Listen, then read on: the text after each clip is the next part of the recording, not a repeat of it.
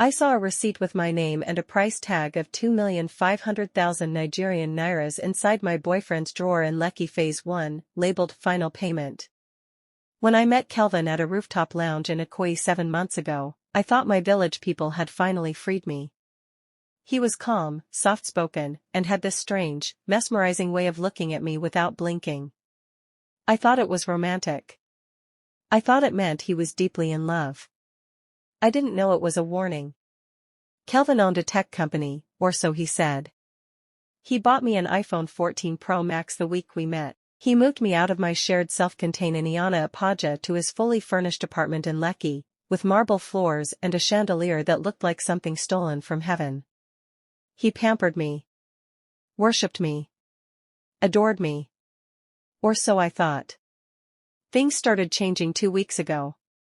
Kelvin began waking up at exactly 3:07 a.m. every night. He would sit upright on the bed, eyes open, staring at the wall like he could see someone standing there. He didn't blink. Not once. The first night, I asked him what was wrong. He said, "They're counting." "Who is counting?" I asked. He smiled, the type of smile children draw on monsters. "Don't worry, baby. Go back to sleep." I should have run that night. 3 days later, Kelvin came home with a locked wooden box. Old. Dark brown. Decorated with symbols that looked like twisted ropes and screaming faces. He locked it in his study and told me never to go near it. "Why?" I asked. He brushed my cheek gently. "Because you are too precious." I believed him. Foolishly. Everything exploded this morning. Kelvin left the house to pick something from the warehouse. He never takes calls in front of me, but his second phone rang on the dining table after he left. The caller ID shocked me. Handler, payment due. Before I could decide whether to answer, the phone stopped ringing. I was shaking. The air felt strange, like the house itself was watching me. I went to the study, something I had never done since he warned me. His key was still in the lock. He must have forgotten it. Curiosity pushed me. Fear dragged me. But something stronger made me open the drawer. The first thing I saw was a stack of papers with women's passport photographs stapled to them. Each had a number written at the top. 1. Kemi. 2. Zainab. 3. Marianne. 4. Jennifer. 5. Asabe. 6. Ruth. Paid. Then I saw number 7.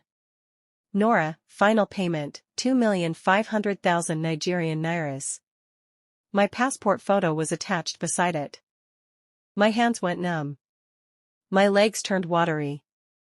I dropped the paper and it fluttered to the ground like a dead butterfly. I backed away and hit the wooden box accidentally. It fell on its side, and the lid cracked open slightly.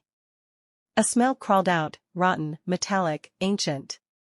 Fear strangled me, but I pushed the lid further. Inside the box was hair. Dozens of braided hair bundles tied with small ropes. And beneath that, something that made my soul freeze.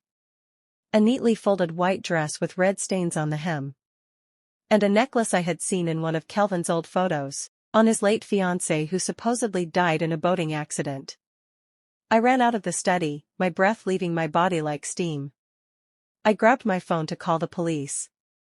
No service. I checked the Wi-Fi router. The cables had been cut. Then I heard the security door downstairs open. Kelvin was back. But he didn't come alone. I peeked through the curtains.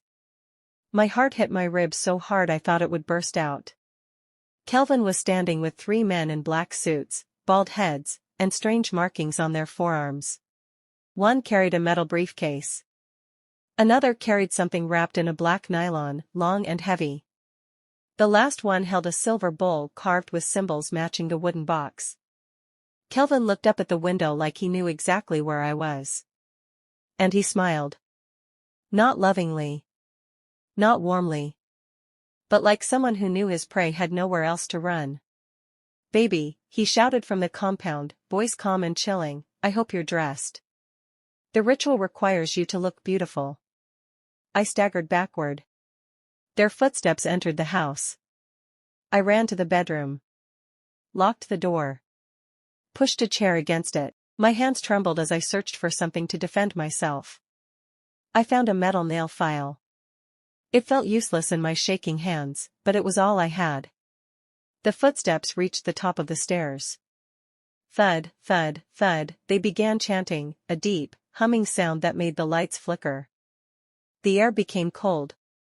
The doorknob to the bedroom twisted once, then twice, slowly, deliberately. Kelvin's voice drifted through the door, soft and terrifying. Nora, open the door. You're number 7. Tonight is your turn. The door clicked. They were inside the room. Please don't forget to like, TBC. share, and subscribe.